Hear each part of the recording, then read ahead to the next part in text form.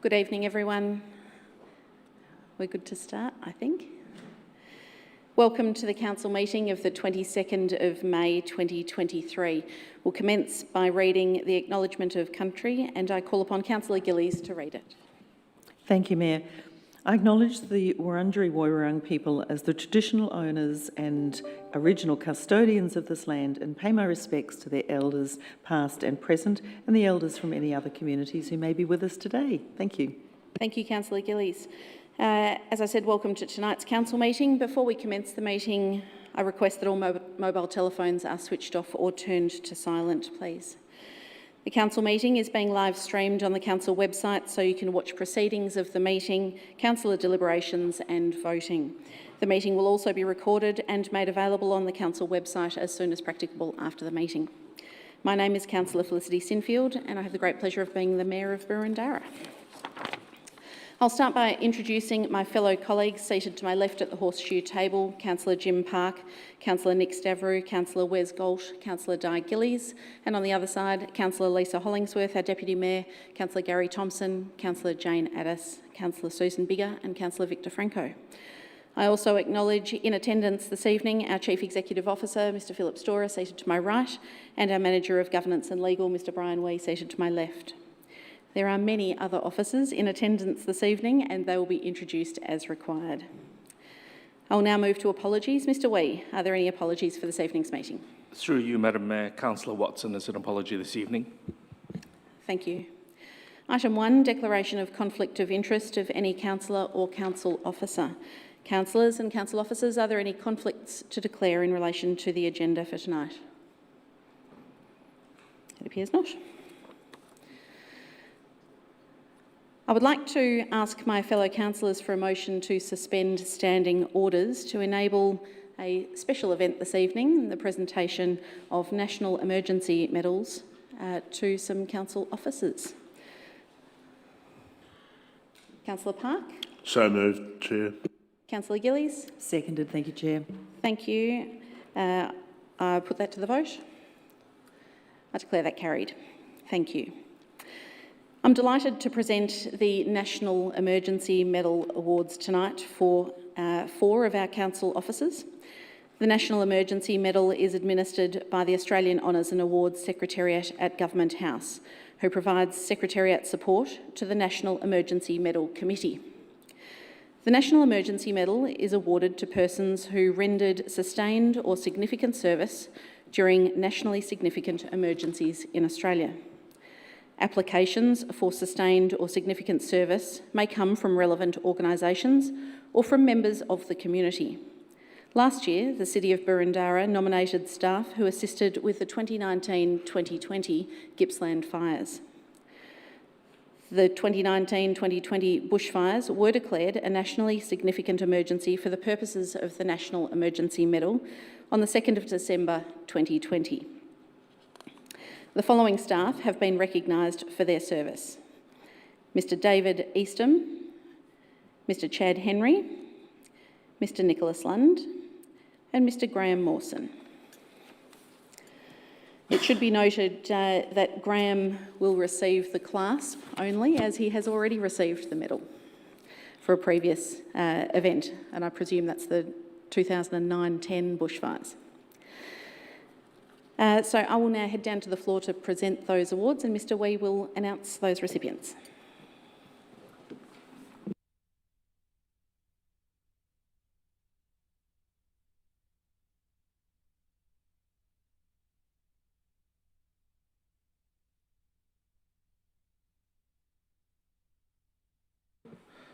David John Eastham.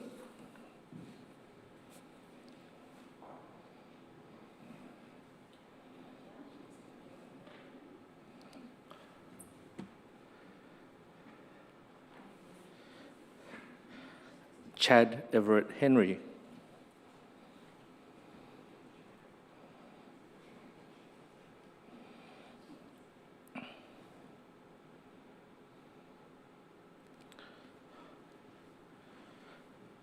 Nicholas James Lund.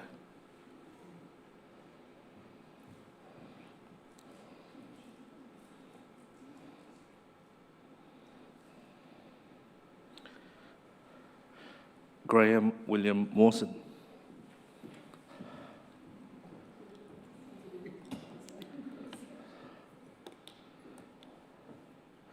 If I can ask the four gentlemen to come up together for a quick photo.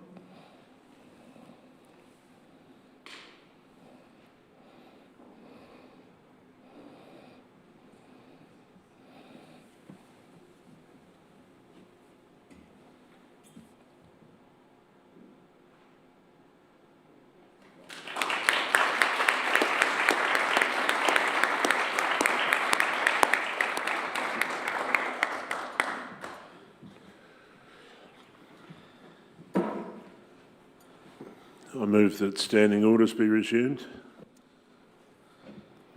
Yes, you can. I was just going to read something else out, but you preempt me.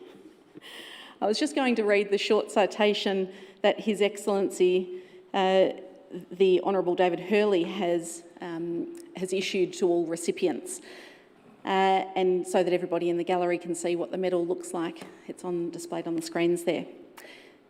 But the note here says, on behalf of all Australians, thank you for your service during the 2019-20 bushfires.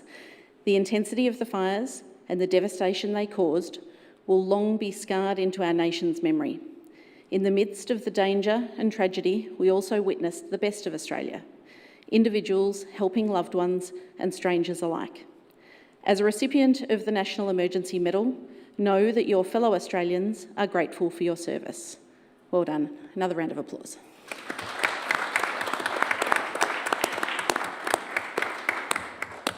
Thank you, officers. Thank you, Councillor Park. I will take your motion. And do I have a seconder, Councillor Hollingsworth? Thank you very much. I'll put that to the vote. I declare that carried. Thank you.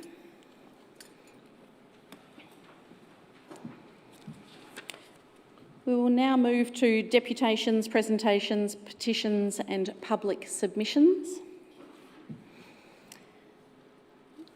Mr Wee, do we have any? Through you, Madam Mayor, there is one petition this evening in the agenda which relates to the Wattle Road Heritage Study, signed by 63 people. Thank you. Councillors, is anyone prepared to move a motion to receive and note the petition as printed in our business papers? Councillor Biggar? Yes, happy to do that, thank you. Thank you. And Councillor Gillies? Seconded. Thank you. I'll put that to the vote. All those in favour? Declare that carried. Thank you, councillors. Item 4 on our agenda, informal meetings of councillors. Councillors, is there anyone prepared to move a motion to receive and note the informal meetings of councillors as printed in our business papers? Councillor Hollingsworth. As circulated, thank you. Thank you. And Councillor Gold? Happy to second, thank you. Thank you. I'll put that motion to the vote. All those in favour? I declare that motion carried. Thank you. That brings us to item 5, public question time. Council encourages the submission of public questions prior to 12 p.m. on the day of the meeting. Questions submitted prior to 12 noon will be provided with a detailed verbal response as well as a response in writing. Those submitted after 12 p.m. will receive a verbal response if possible, but otherwise it will be taken on notice for a more comprehensive written response to be provided in due course.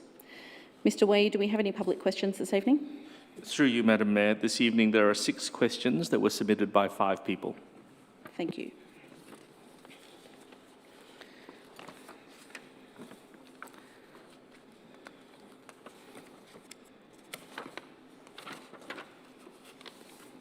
Too many pieces of paper tonight. The first question is submitted by Matthew Roberts of the Sex Work Law Reform Victoria of St Kilda. And the question reads as follows. The subject is the Sex Work Decriminalisation Act of 2022. Thank you for your question. This question is allowed in accordance with Chapter 2 of the Governance Rules. A section of the question was contextual and will not be read. The question has been amended to comply with the requirements of the Governance Rules and is as follows. Given clauses 27 and 28 of the Amenity Local Law Do street-based sex workers require a permit to operate on streets in the City of Boroondara? And I call upon the Director of Urban Living, Mr Scott Walker, to respond, please. Thanks, Mayor. To date, the issue has not arisen and no street-based sex workers or businesses have been applied for, permits have been applied for or been required to obtain a permit under the local law. At this stage, the need for a permit will be a matter determined on a case-by-case basis depending on whether the business is being undertaken on council-controlled land and the nature of the activity involved in that business at the specific location. Given that this issue has now been identified for other councils, the matter will be further considered and reviewed from a Boroondara Council perspective. Thank you, Mr Walker, and thank you, Mr Roberts. You will receive a written response to your question in due course. Question 2 has been received from Jackie Carter of Balwyn. The subject is council events. Thank you for your question. The question is allowed in accordance with Chapter 2 of the Governance Rules, and the question reads as follows. You've cancelled the drag Storytime event for Ida Hobbit this year. How do you propose we move forward by ensuring our diversity is represented and protected without relenting to the intimidation of far-right groups? I call upon the Director of Community Support, Kate McCaughey, to respond to this question, please. Thank you, Mayor. The key factor influencing the decision to cancel our planned Ida Hobbit Rainbow Storytime event was the safety of children, families, staff and artists.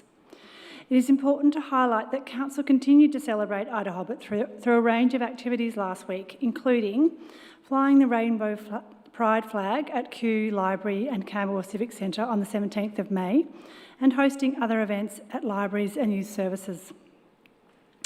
The City of Boroondara, like many councils across the state, is now in the process of evaluating how to best address this emerging issue, and we acknowledge its complexity. Council remains committed to play its part in creating a welcoming and inclusive community for everyone in Boroondara, and this includes people who identify as LGBTQIA+. Thank you. Thank you, Ms McCaughey. Ms Carter, you will receive a written response to your question in due course. Question 3 this evening is from Franklin Rosenfeld of Protect Our Parks, North Balwyn. The subject is Jacker Street Reserve. Thank you for your question. This question is once again allowed in accordance with Chapter 2 of the Governance Rules. A section of the question was contextual and will not be read. The question has been amended to comply with the requirement of the Governance Rules. And the question reads as follows. Why, for Jacker Street Reserve, is there any need to widen the existing 1.5 metre concrete path to 3 metres, given that it runs next to a popular playground and that widening it will encourage more high-speed cycle traffic? I call upon the Director of Urban Living, Mr Scott Walker, to respond to the question, please. Council formally considered and adopted the Boroondara Bicycle Strategy on Monday 11th of July 2022 at the Services Delegated Committee meeting. The adopted strategy and Stage 1 implementation plan are available for download on the Council website. The recommendation for Jacker Street Reserve is included on page 12 of the implementation plan. For Jacker Street Reserve, the existing concrete path is narrow at 1.5 metres in width, but in good condition with a long expected life. There are no immediate actions proposed for this path. However, there may be a need to consider future opportunities in the longer term to widen the existing path to 3 metres in line with current standards for a recreational path. For Jacker Street Reserve, the works are listed for consideration in the longer term as part of stages 4 to 5 of the implementation plan, that is, in 8 to 10 years' time. Thank you, Mr Walker. Thank you, Mr Rosenfeld. You will receive a written response to your question in due course. Question 4 this evening is from Mr Ian Hundley of Balwyn North. The subject is safety on walking paths in Boroondara parks. Thank you, Mr Hundley, for your question. It's once again allowed in accordance with Chapter 2 of the Governance Rules, and the question reads as follows. Please advise on any measures Council proposes to take to ensure the continuing safety of walkers who encounter anticipated high volumes of two-wheeled transport vehicles, including mountain bikes, e-scooters and e-cycles, in parkland in Maranoa, Bellevue and Cotham wards, including Greythorn Park, Jacker Reserve, Hislop Park, Gordon Barnard Reserve, Macleay Park, Myrtle Park, Stradbroke Park, Harrison Reserve, Hayes Paddock and the King Street Linear Park. I call upon the Director of Places and Spaces to respond, please, to this question. Thank you, Mr. Thank you, Freer. Madam Mayor, and through you, Council recognises the importance of maintaining a safe and inclusive environment for all path users and those who visit our parklands, including pedestrians, children, pets and bicycle riders. We have formal and informal paths in parklands referred to in the question, and we aim to improve safety and amenity for all path users through regular maintenance and path renewal, including widening narrowed sections of path where possible to comply with standards. The recommendations for reserves and parks in your question are included in the Boroondara Bicycle Strategy 2022 and the associated implementation plan adopted by Council. There are no changes proposed to Greythorn Park or Hislop Park. Council also continues to promote safe use of our shared path network through education, and this is including in publicity on our website, via social media, regular meetings with bicycle user groups, community road safety and bike skill courses, and school bicycle education programs. Thank you. Thank you, Mr. Freer. The next question is also from Mr. Hundley of Balwyn North. The subject, outlays on the redevelopment of the Kew Recreation Centre. Thank you, Mr. Hundley, for your question, which is once again allowed in accordance with Chapter 2 of the Governance Rules and reads as follows. Please advise of any increases in total budget outlays, both incurred and expected, for the redevelopment of the Kew Recreation Centre, which was to cost $58.1 million according to the 2018-19 budget, including those variations attributable to any change in the building specifications, remediation of previously unidentified site pollution, the collapse of the roof structure of the incomplete build which occurred in October 2022, and any other cost increases. I call upon the Director of Places and Spaces, Mr. Daniel Freer, to respond, please. Thank you, Madam Mayor, and I should say a more comprehensive response will be provided in writing. But for this evening, the Kew Recreation Centre is a multi-year project. Council's 22-23 adopted budget highlights major infrastructure projects, including the Kew Recreation Centre redevelopment, with a budget of $73.1 million over 4 years. The budget reflects the awarding of the construction contract at $65.5 million approved by Council on the 14th of September 2020, the additional contract variation of $4.55 million approved by Council the 26th of July 2021 with respect to contaminated soil in accordance with the EPA regulations, and more broadly the project design and contract management of the project. Thorough investigations into the cause of the collapse are ongoing. Industry experts have been engaged to support the investigations and ensure all elements of this project are examined in detail before the rebuild commences. Thank you, Madam Mayor. Thank you, Mr. Freer, and as mentioned, you will receive a written response, Mr. Hundley. Question 6 is from Kiki Chen. The subject is advisory committees. Thank you for your question. This question is once again allowed in accordance with Chapter 2 of the Governance Rules, and the question reads as follows. When will the Council establish an integrated diversity and inclusion advisory committee? I call upon the Director of Community Support, Kate McCaughey, to respond to the question, please. Thank you. Through you, Mayor. Council has a range of advisory committees that support diversity and inclusion. This includes our Public Health and Wellbeing Committee, the Boroondara Reconciliation and Advisory Committee, and the Community Disability Advisory Committee. We also convene the Boroondara Interfaith Network, which works with diverse faith communities and hosts a number of events throughout the year. But consideration is also being given as to how Council can hear the voices of people experiencing barriers to participation and/or with disproportionately poor health outcomes. Council is keen to ensure that this engagement informs practical outcomes on the ground which enhance inclusive service and program delivery for our residents. Thank you, Mayor. Thank you very much. And a response will be provided in writing in addition. brings us to the end of public question time, I believe. Yes. So that brings us to item 6 on the agenda, I think, notices of motion. Mr Wee, are there any notices of motion this evening? Through you, Madam Mayor, no notices of motion this evening. Thank you.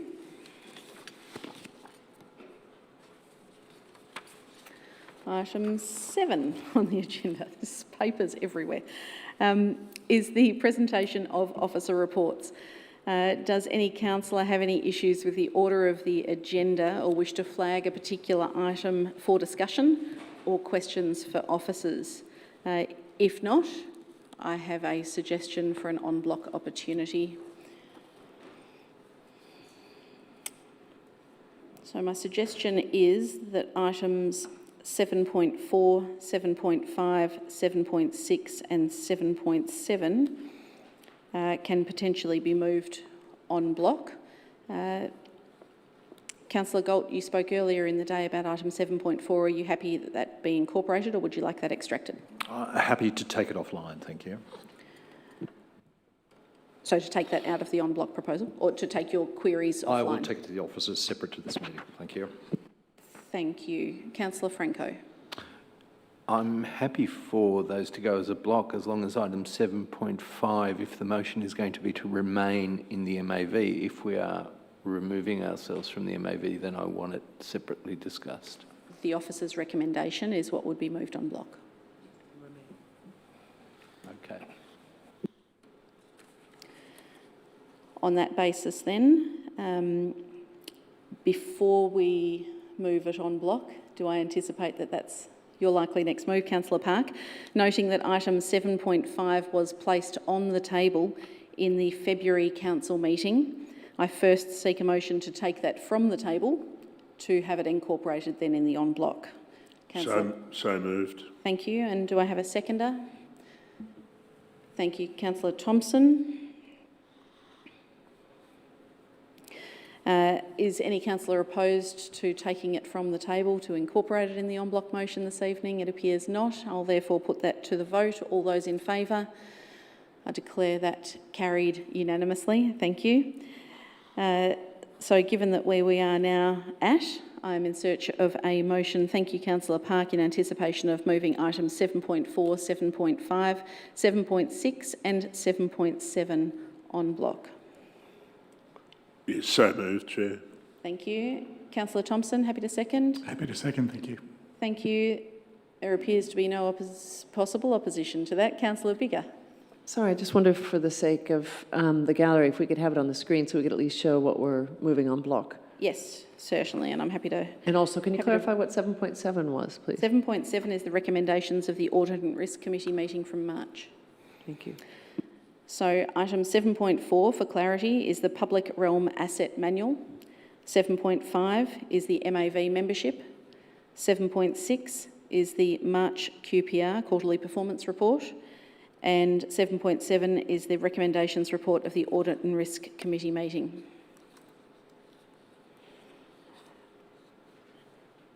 So that has been now moved by Councillor Park and seconded by Councillor Thompson.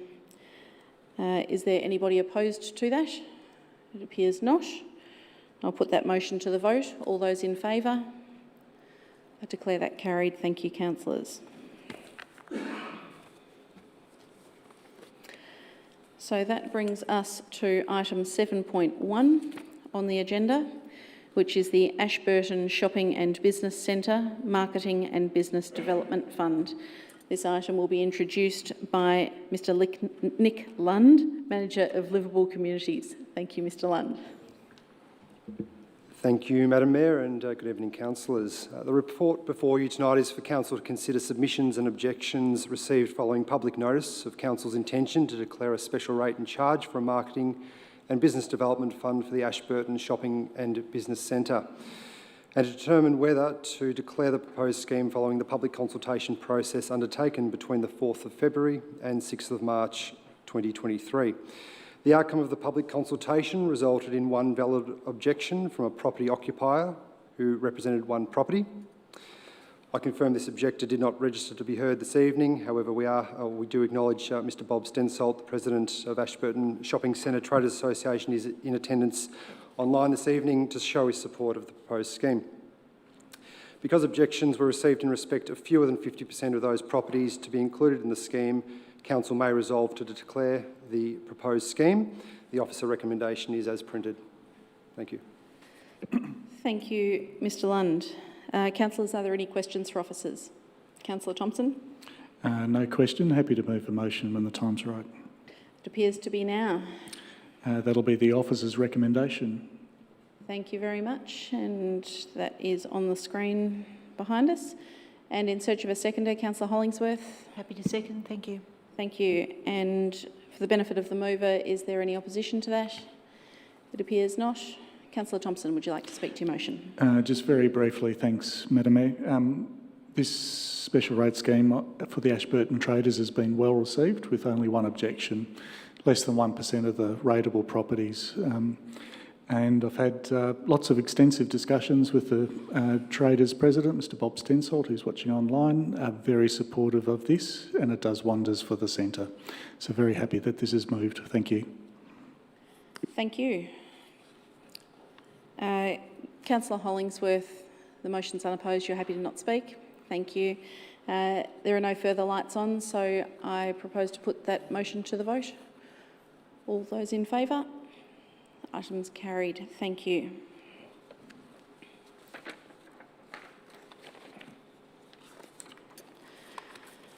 The next item on our agenda is 7.2, the Greythorn Shopping and Business Centre Marketing and Business Development Fund. And once again, the item will be introduced by Mr Lund. Thank you again, councillors. This report before you tonight is for council to consider submissions and objections as well, received following public notice of council's intention to declare a special rate and charge for a marketing and business development fund for the Greythorn Shopping and Business Centre, and to determine whether to declare the proposed scheme following the public consultation process undertaken between the 4th of February and the 6th of March 2023. The public consultation resulted in no submissions or objections, and as such, council is permitted to resolve to declare the proposed scheme. The officer recommendation is as printed. Thank you. Thank you, Mr Lund. Councillors, are there any questions for officers? It appears not. There being no questions, I'm in search of a motion, noting that the ward councillor is absent tonight. Beg your pardon? I'm sorry, I was momentarily thinking it was Maranoa, but that's the other side of the road. Thank you. Councillor Park. I might be absent-minded, but I'm certainly present. Apologies. And I'm happy to move that motion. Thank you. And Councillor Thompson. Happy to second. Thank you. And for the benefit of the mover, is there any opposition? It appears not. Councillor Park. Chair, I'm happy to move the motion, and I know that my colleague, Councillor Watson, who's not here tonight, is supportive of this as well. The Greythorn is undoubtedly the best strip shopping centre in Boroondara, and I'm sure you'd all agree, but it's it's done extremely well over the past decade in terms of reinventing itself, and the special rate plays a significant part in all of that. There's very strong support amongst traders, and I'm pleased to report that after 11 years we now have our 40 zone operational, so it's been a long time coming, but that's something for which the traders have lobbied me since day one, and it's great to finally see them installed and switched on. So I commend the motion. Thank you. Thank you. And as the seconder, Councillor Thompson, nothing to add? Thank you. There are no further lights on. I trust that there is nothing further. Councillor Park, I'll put that to the vote. All those in favour? I declare that carried unanimously. Thank you, councillors. That brings us to item 7.3, the Mailing Road Shopping and Business Centre Marketing and Business Development Fund. Once again, the item will be introduced by the Manager of Liveable Communities, Mr Nick Lund. Thank you again, Madam Mayor. Councillors, the report before you tonight, as was the case with the other two, is for you to consider submissions and objections received following public notice of Council's intention to declare a special rate and charge for a marketing and business development fund for the Mailing Road Shopping and Business Centre, and to determine whether to declare the proposed scheme following the public consultation process undertaken between the 4th of February and the 6th of March 2023. The outcome of the public consultation resulted in one submission from one property owner who indicated partial opposition to the proposed scheme. We confirm the property owner who indicated partial opposition to the scheme did not register to be heard this evening. However, we acknowledge Athena Katapodis, President Mailing Road Business Association, is in attendance this evening to show her support of the proposed scheme. Because objections were received in respect of fewer than 50% of those properties to be included in the scheme, Council may resolve to declare the proposed scheme. The officer recommendation is as printed. Thank you. Thank you, Mr Lund. Councillors, are there any questions for officers? Councillor Addis? Just a motion when the time comes. There are no further lights on, so it appears to be now. The officer's recommendation, please, Chair. Thank you. And Councillor Hollingsworth, happy to second? Happy to second, thank you. Thank you. Councillor Addis, your motion. I think I need to echo the words of Councillor Thompson and Councillor Park, because both apply to this centre. I do note that there was one objection, part objection, and I think the issue of a ground floor as opposed to a second floor is a contentious issue, but the scheme does recognise that and levy different rates. So I think overall I'm very comfortable with it going ahead.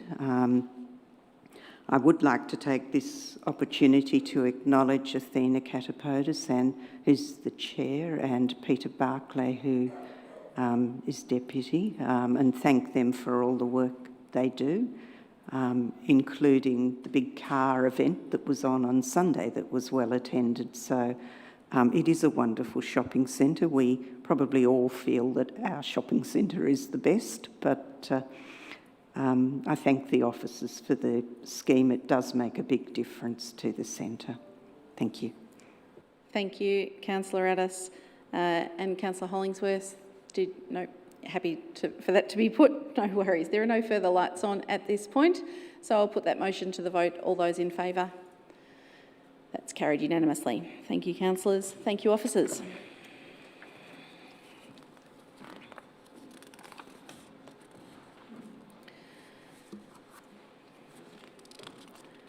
So we will now skip over, because we've already dealt with them, 7.4, 7.5, 7.6 and 7.7, which brings us to agenda item 7.8, the draft 2023-24 budget. And this item will be introduced by our Chief Financial Officer, Ms Amy Montalti. Good evening, councillors, and through you, Madam Mayor. Presented to you this evening for endorsement is the draft budget 23-24, which is the first step towards Council's adoption of the 23-24 final budget. I would like to hand over to our Mayor, who would like to say a few words of introduction. Why, thank you. The draft budget has been prepared in line with Council's commitment to sustainable budgeting, responsible financial management and the state government's rate cap. It also carefully considers the tightening economic conditions impacting both council and our community, and the significant cost escalations being seen across the construction industry, affecting both existing and planned construction projects. Our population is growing and the demand for council services continues to increase. The draft budget provides a way for us to manage the impact of cost escalation and a growing community, while still ensuring we deliver on our commitments to you. It is the blueprint for Council's expenditure and, most importantly, showcases how we will continue to build towards our community's vision for a more sustainable and inclusive community. Driving this budget across each planned project and initiative is our 10-year vision for Boroondara, known as the Boroondara Community Plan 2021 to 2031. The Boroondara Community Plan 21 to 31 is Council's key strategic document.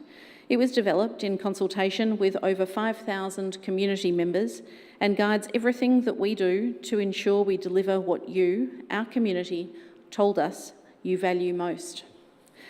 Based on extensive research and community consultation, the plan captures our community's vision and clearly identifies what the community said is most important to them across 7 priority themes.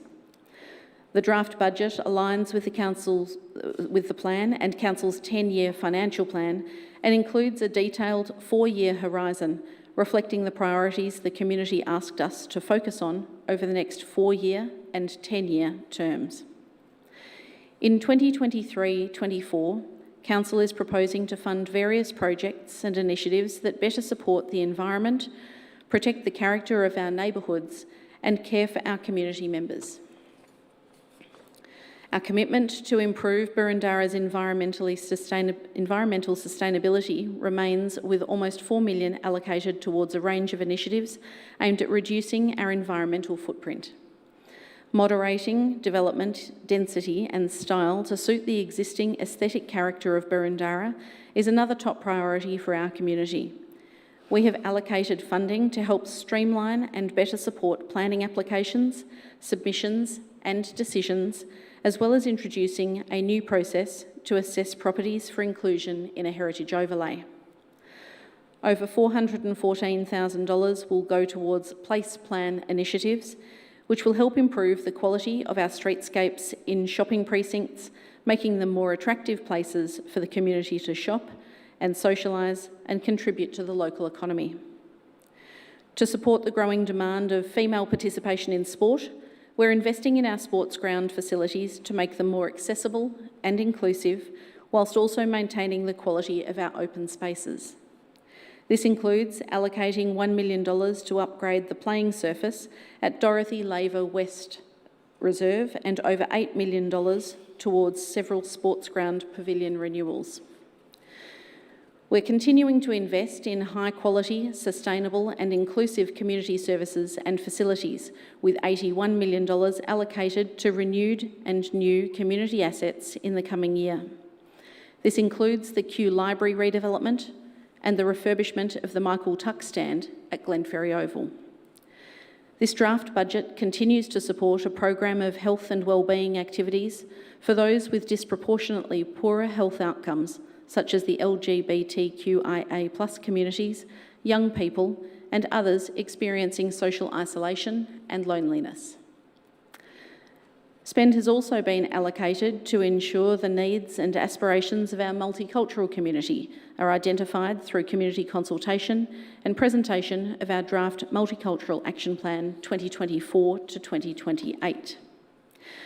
The draft budget 2023 to 24 will be made available for the community to view on Council's website between Wednesday the 24th of May and Tuesday the 6th of June 2023, before proceeding to the Council meeting scheduled for Monday the 19th of June for adoption. Community members wishing to propose items for future budget consideration can submit these to Council via email between Wednesday the 24th of May and Tuesday the 6th of June, and these will be considered as part of the development of the 24-25 budget. I encourage community members seeking additional funding for various initiatives in the 23-24 budget to make sure they apply for Council's annual community strengthening grants. Applications are currently open until Sunday the 28th of May. Our focus is to continue to respond to and deliver on our community's priorities.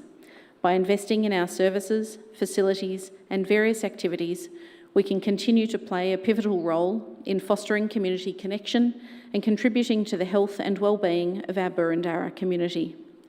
I'm confident the draft budget 2023 to 24 demonstrates how we're bringing our community's vision to life and creating a sustainable and inclusive community.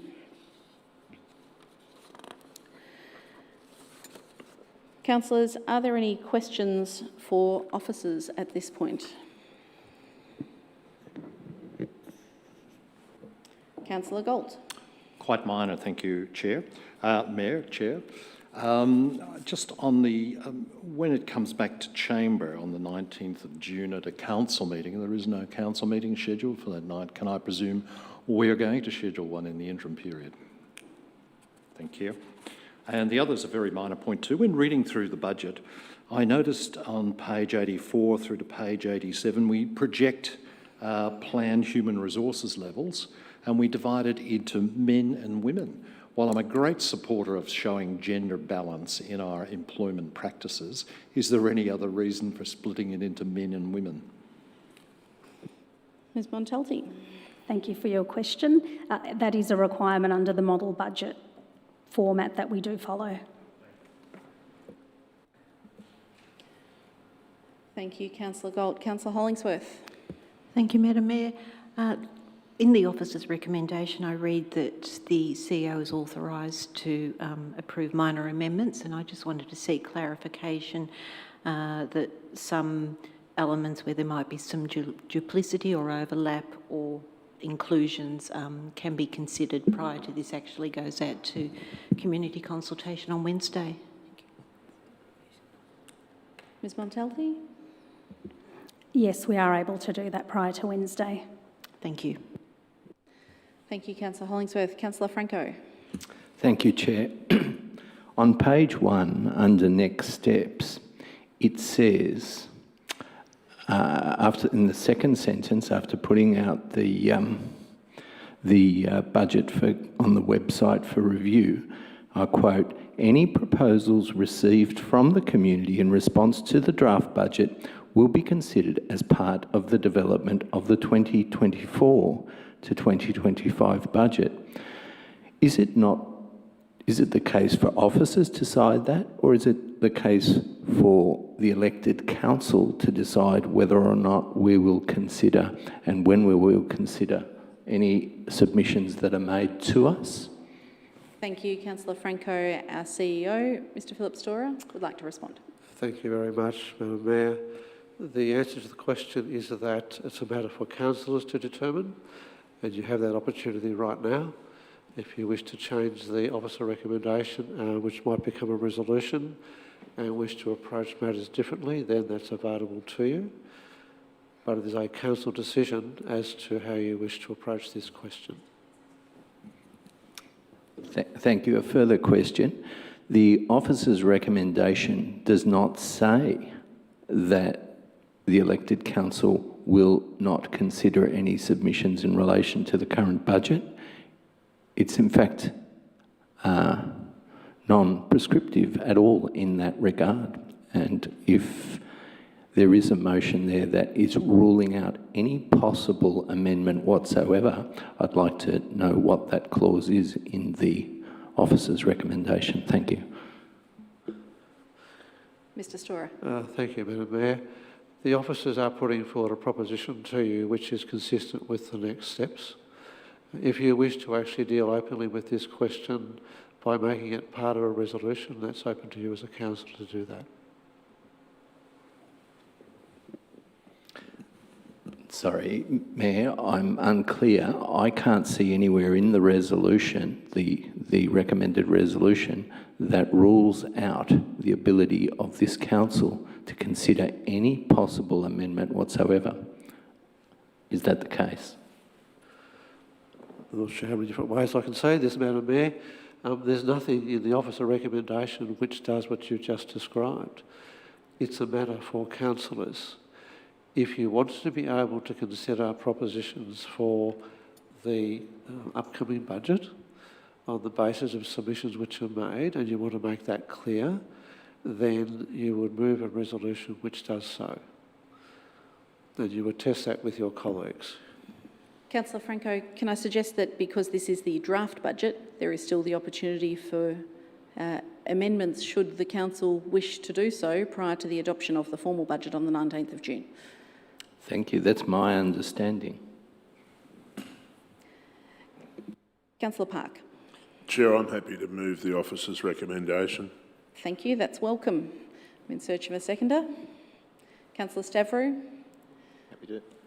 Happy to second it, Madam Mayor. Thank you very much. There being no further lights on at this point, I trust there are no further questions, and I will put that motion if you're comfortable, Councillor Park. All those in favour? I declare that carried unanimously. Thank you, councillors. Thank you, officers.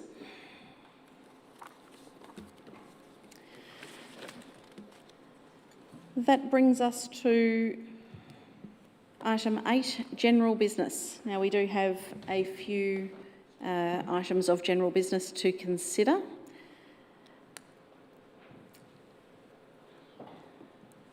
I'll just check in which order we do them. Bear with me.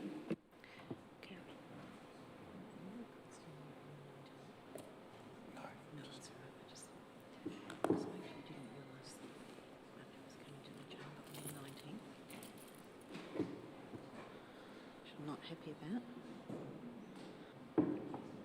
because it's not in the calendar.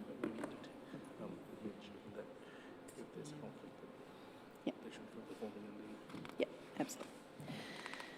Thank you. Officers advised me that they have amalgamated the 3 leave of absence matters into one. So I take it that there is a conflict of interest to be declared by Councillor Thompson and Councillor Hollingsworth. And do either of you wish to speak to that any further? Madam Mayor, just apologies. When you raised this at the start of the meeting, I didn't realise my leave of absence would come up for a consideration today. But I will declare a conflict as I have a material interest in that outcome. Thank you. And Councillor Hollingsworth, you're going to echo those comments? No worries at all. And I trust you will now absent yourselves. The third councillor also incorporated into this resolution here is Councillor Watson, who is, of course, absent this evening.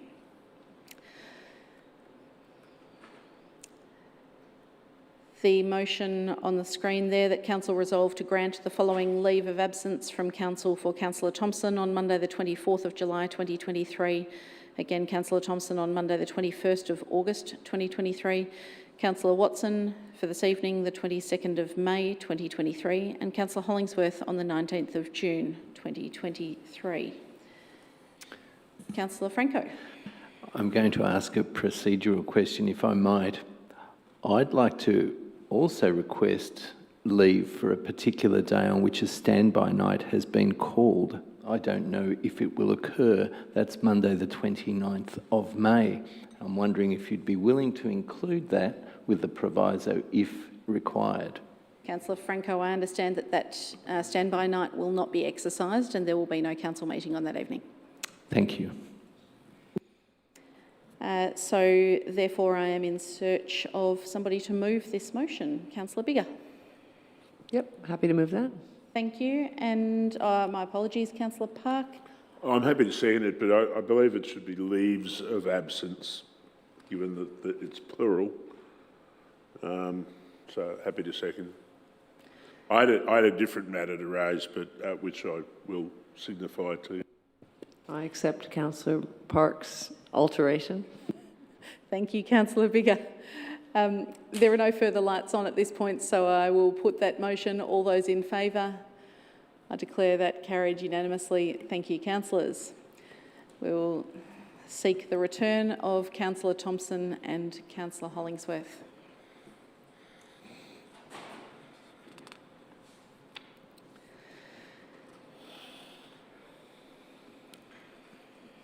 Councillor Park, your item of general business. Chair, it arises from one of the questions in item 5. The question that was asked by Jackie Carter, and I hadn't noticed it prior to the meeting, but it posits that position, and I don't want it to go without remark, lest it be considered that council was endorsing the claim that was contained within the question. It mentions, without relenting to intimidation of far-right groups, and I'm not at all satisfied that that's a proper characterisation of what occurred. And without going into unnecessary detail, I simply want to note that the decision to hold the event in the first place was not one made by the elected council. It was a decision made by officers. and the decision to cancel the event was also a decision made by officers rather than by the elected councillors. Speaking for myself, the first I became aware of the planned event was after it had already been cancelled. So I think it's important that the public record reflects that this simply was not a decision ever made to hold or to cancel the event, was not a decision made by the elected council. Thank you, Councillor Park. I think that concludes general business. Apologies, Councillor Hollingsworth. Sorry for the late press of the buzzer. Look, I'm just a little bit confused with regard to the adoption of the budget proposed for the 19th of June. In my calendar, it's showing the 26th, and I'm just wondering if you're able to explain why it's been brought forward 1 week. It's my understanding, and I'm happy to be corrected by the CEO, but it's my understanding that it is an unscheduled council meeting called just for the item of the budget on that evening. Is there anything further you would like to add? Thank you. Thank you. Councillor Franco. I have an item of general business. Thank you, Mayor. My apologies, I did know that in advance. I nearly skipped over it. Thank Would you. you like to speak to that? Thank you. At the 27 February council meeting, I raised a matter of general business which inadvertently was not included in the minutes of that meeting. For completeness and to ensure the matter is included in the minutes of this meeting, I'd like to again raise my concerns about the state of the playing fields at Dorothy Laver West and the surrounding area. The Dorothy Laver sports fields are used by Ashburton United Soccer Club, one of the largest clubs in our municipality, and Alamein FC, which is a unique women's-only National Premier League football club. I've received an ever-increasing number of representations from players and parents of both clubs concerned about the usability and safety of the fields for both training and matches. Further, Alamein FC are also concerned about the impact it could have on their Football Victoria licence, which Council has strongly endorsed, given the state of the fields. I again urge the importance of looking at the short and immediate terms for the upcoming season and the longer term viability of the fields. And I note that in the draft budget, $1 million has been earmarked for the playing field upgrade at Dorothy Laver West. Thank you. Thank you, Councillor Franco. There don't appear to be any other items of general business. No further lights on, which brings us to item 9, urgent business. Are there any items of urgent business? There appear not. Item 10, confidential business. Councillors, are there any items of confidential business? It appears not. That brings us to the close of the meeting. This is the end of the council business for the evening. Before I close the meeting, I want to thank all of you who have joined us in the gallery and online this evening. I would like to once again congratulate our officers who received the National Emergency Medal at the start of the meeting, and now declare the meeting closed at 7:28 p.m. Thank you and good night.